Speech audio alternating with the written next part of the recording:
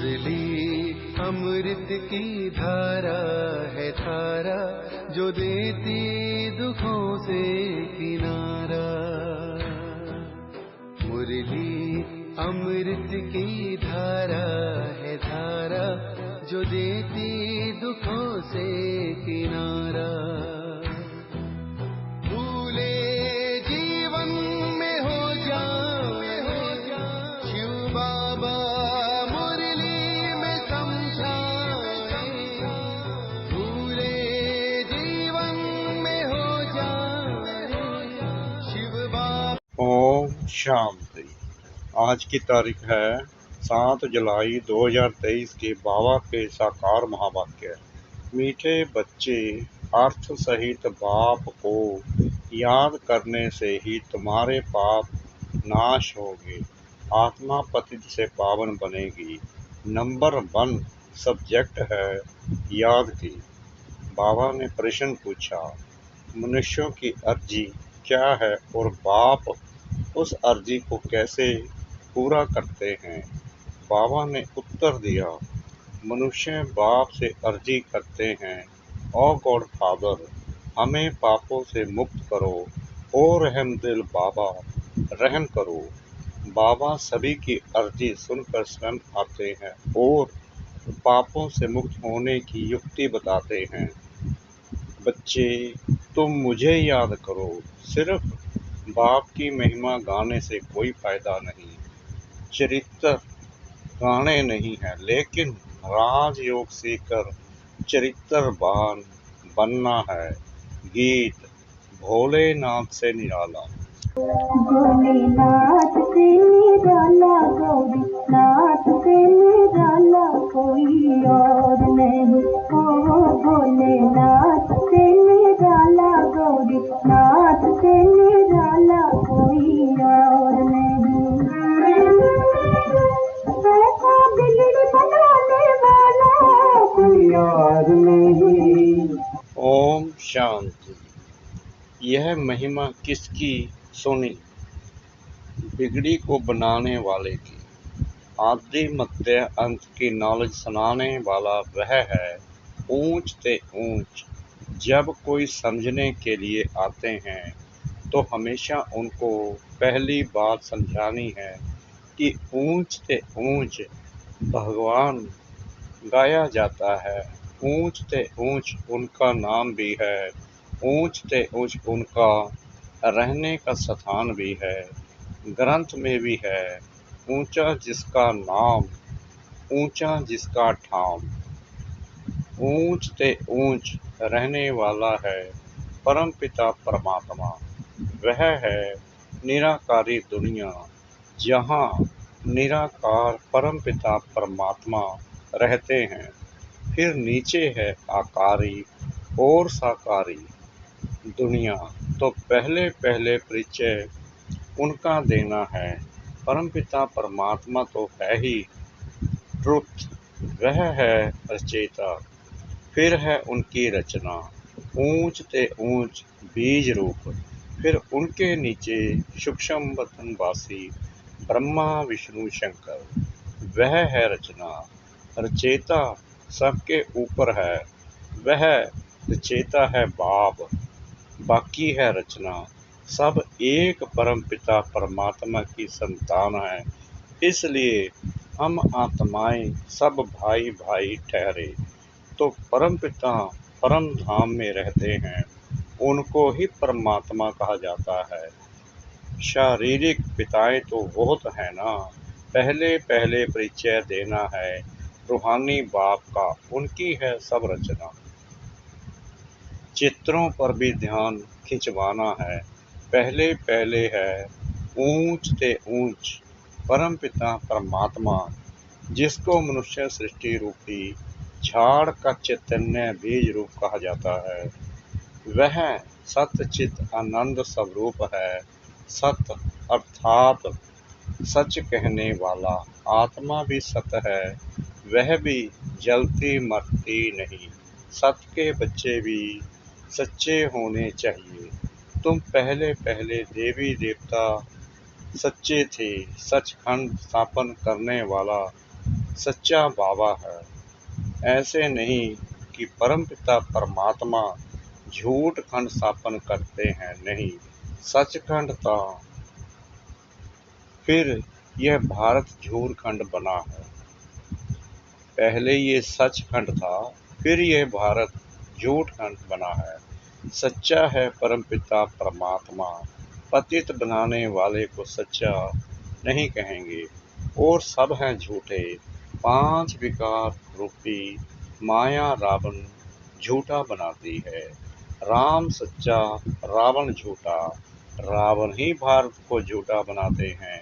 कहानी सारी भारत पर है। समझाना है भारत स्वर्ग था, अब नरक है।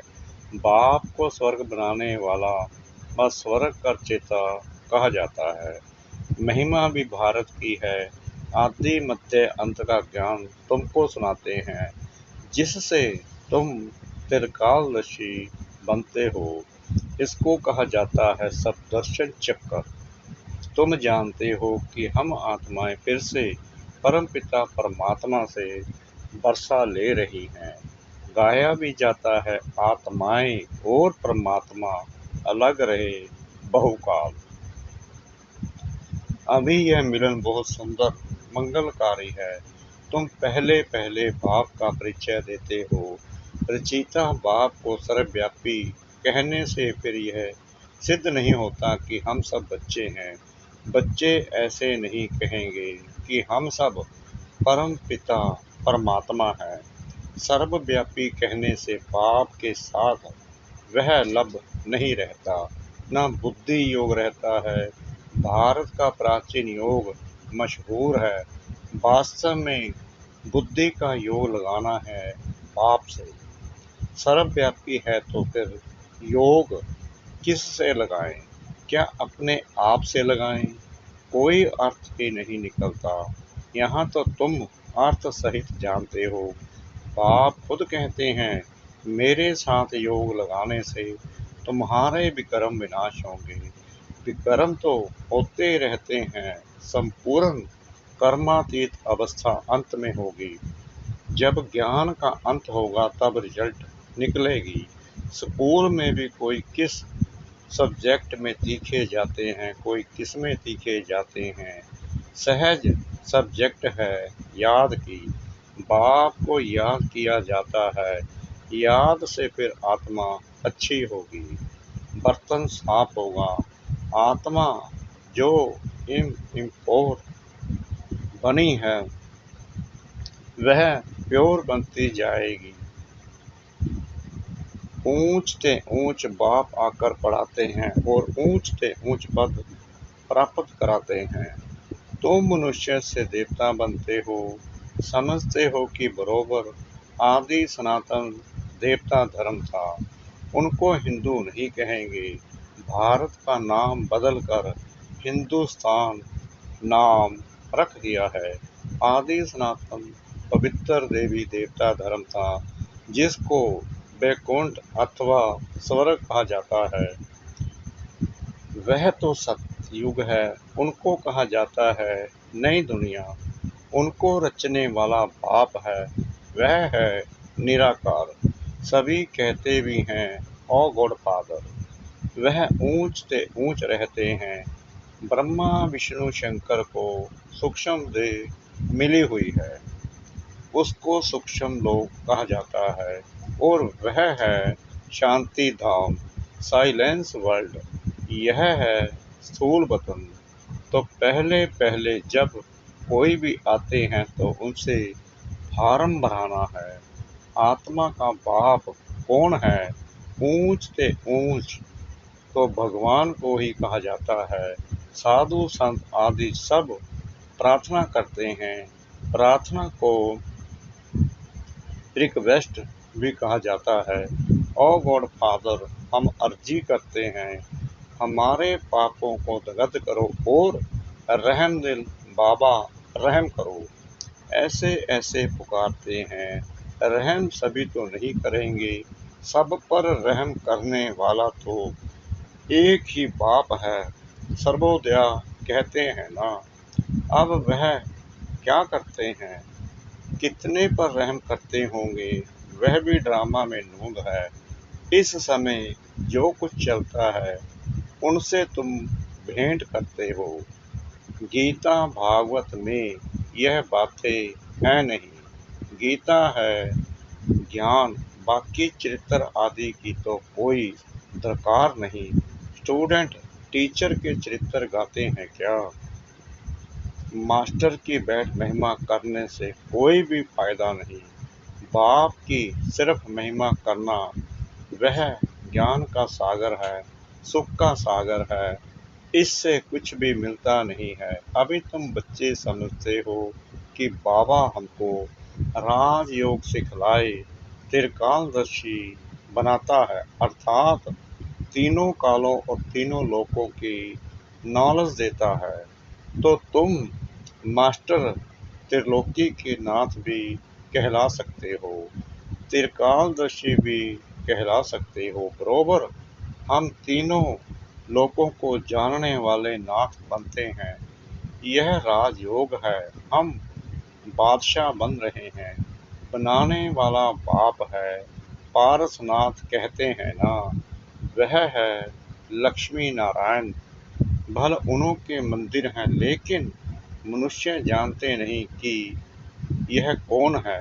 लक्ष्मी नारायण हैं पारसपुरी के नाथ। पारसपुरी सतयुग को कहा जाता है। तुम यह जानते हो कि बरोबर श्री कृष्ण के हीरो जवाहरों के महल थे, पारसनाथ थे। तो पहले पहले यह समझाओ कि यह मानते हो कि सभी का चेता बाप है। ब्रह्मा विष्णु शंकर का भी वह रचेता ठहरा। पहले तो यह निश्चय करो कि वह बाप स्वर्ग का चेता है। स्वर्ग में आदि सनातन देवी देवता धर्म वाले थे। उन्हों को यह नॉलेज कब मिली? बाप कहते हैं कि मैं कलप कलप संगम युगे आता हूँ नॉलेज देने। बरोबर तुम सतयुग आदि के पारसनाथ बन रहे हो। कितनी फर्स्ट क्लास नॉलेज है। यहाँ बैठे हो, तुम समझते हो हम बाबा से स्वर्ग का बरसा पाएं, पारसनाथ पारसपुरी के मालिक बनेंगे। बुद्धि जानती है कि लक्ष्मी नारायण आदि देवी देवताएं कितने धनवान थे, बहुत जेवर आदि थे, बड़े साहूकार होते हैं। तो पहले पहले बाप को जान उनसे बरसा लेना है, याद से बरसा लेना है। सूक्ष्म बात यह है, हीरे जवाहरों के कितने बड़े बड़े महल थे, अभी वह खत्म हो गए हैं, फिर अपने समय पर खड़े हो जाएंगे। पहले थे, फिर खत्म हुए, फिर होंगे जरूर। ड्रामा में नूद है।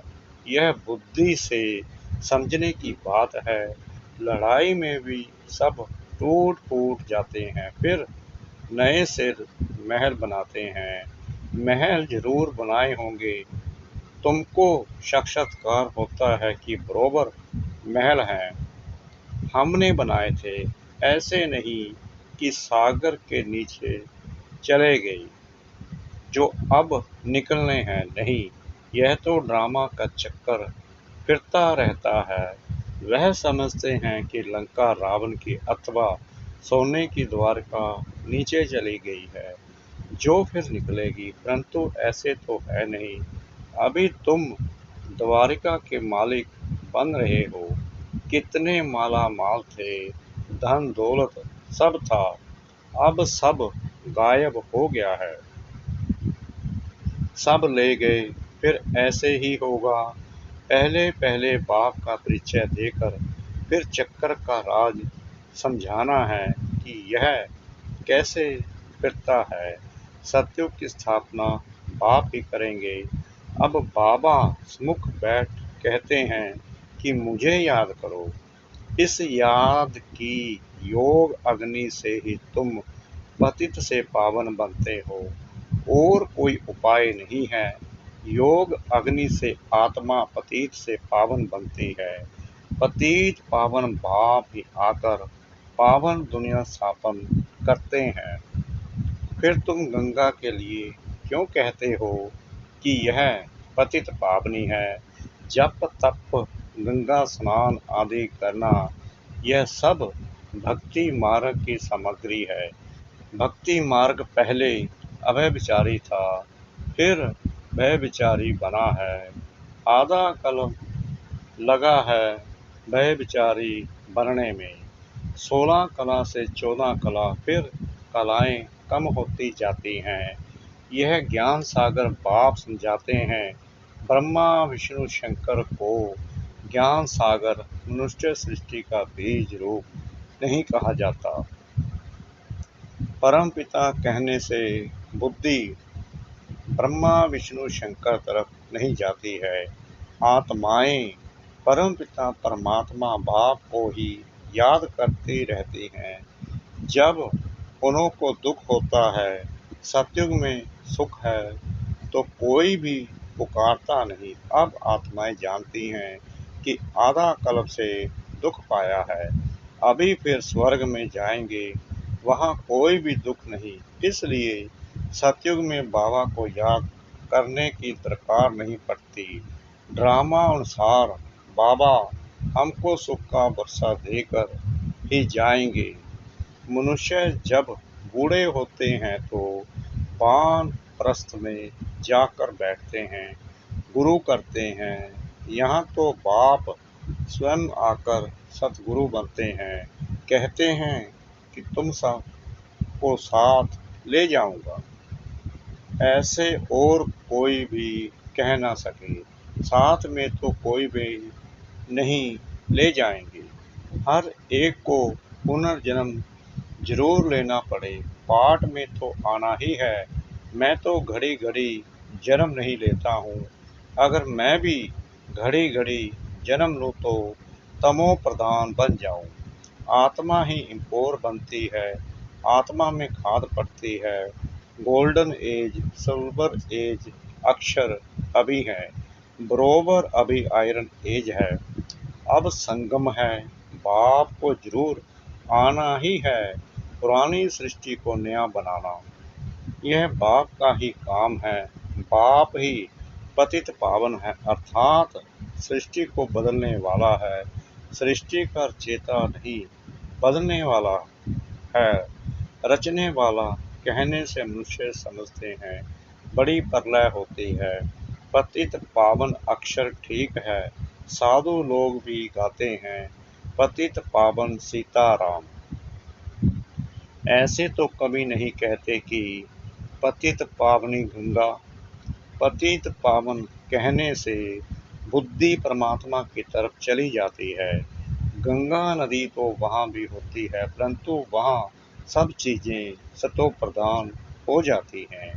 गंगा भी सतो प्रधान, यहाँ तो तमो प्रधान है। फ्लड्स कर देती हैं, गावड़ों को डुबो देती हैं। ब्रह्मपुत्रा कितने गांव को डुबो देती है। यह है ही दुखदाम। सतयुग में थोड़ी दुख भोगेंगे, वहाँ तो कायदे से अपना रास्ता लेकर चलेंगी। यहाँ रास्ता छोड़ देती हैं, कभी किस तरफ चली जाती हैं। वहाँ 5 तत्व सतो प्रधान होने कारण जल भी कभी दुख नहीं देता। यहाँ जल भी दुख देता है। पहले तो यह समझना है कि स्वर्ग का सुख देने वाला कौन है। जरूर बाप ही होगा। अभी तो नरक है, बाबा आया है। हम प्रजापिता ब्रह्मा के बच्चे, ब्रह्म कुमार कुमारियां हैं। प्रजापिता ब्रह्मा हो तब नई सृष्टि रचे। मनुष्य देवता किए किसने किया? परम पिता परमात्मा ने। श्री कृष्ण तो स्वयं देवता है, बाप ही आकर मनुष्य को देवता बनाते हैं। यह तुम अभी जानते हो, आगे तो सिर्फ गाते थे। मनुष्य से देवता किए, जानते नहीं थे कि सतयुग किसने स्थापन किया, रचयिता कौन है। सतयुगी सृष्टि फिर कलयुगी बन जाती है, तो तुम बच्चे समझ गए हो कि यह बड़ा मांडवा है आकाश तत्व का। इसमें खेल होता है, ओपन स्टेज चाहिए ना। मनुष्य पाठ बजाते हैं तो रोशनी भी चाहिए, इसके लिए फिर सूरज चांद सेवा करते हैं, सितारे भी चमकते हैं। जब रात होती है तो रोशनी अर्थात सुख देते हैं, इसलिए सूर्य देवता, चांद देवता कहते हैं, रोशनी आदि का सुख देते हैं ना। अच्छा, मीठे मीठे सिखला दे बच्चों प्रति माता पिता बाप दादा का याद प्यार और गुड मॉर्निंग। रूहानी बाप की रूहानी बच्चों को नमस्ते। हम रूहानी बच्चों की रूहानी बाप दादा को श्रद्धा भरी प्रेम भरी नमस्ते। शुक्रिया बाबा, शुक्रिया बाबा, शुक्रिया बाबा, इस मीठी मीठी मीठी मुरली के लिए। धारणा के लिए मुख्य सार। नंबर 1, ड्रामा के चक्कर को यथार्थ रीति समझकर पुरुषार्थ करना है। बाप समान रहम दिल बन सभी पर रहम करना है। नंबर 2, बाप सचखंड स्थापन कर रहे हैं, इसलिए सच्चा होकर रहना है। बाप की याद से आत्मा को स्वच्छ बनाना है। वरदान, सेवा की भावना द्वारा अमर फल प्राप्त करने वाले सदा माया के रोग से मुक्त भव। जो बच्चे संगम युग पर प्रभु फल, अविनाशी फल, सर्व संबंधों के स्नेह के रस वाला फल खाते हैं, वे सदा ही माया के रोग से मुक्त रहते हैं। और फल तो सतयुग में भी मिलेंगे और कलयुग में भी मिलेंगे, लेकिन सेवा की भावना का प्रत्यक्ष फल, प्रभु फल अगर अभी नहीं खाया तो सारे कल्प में नहीं खा सकते। यह फल ईश्वरीय जादू का फल है, जिस फल को खाने से लोहे से पारस तो क्या लेकिन हीरा बन जाते हैं। यह फल सर्व विघ्नों को समाप्त करने वाला अमर फल है। स्लोगन, अपकारियों पर भी उपकार करने वाले, निंदक को भी मित्र समझने वाले ही बाप समान हैं। अपकारियों पर भी उपकार करने वाले, निंदक को भी मित्र समझने वाले ही बाप समान हैं। ओम शांति।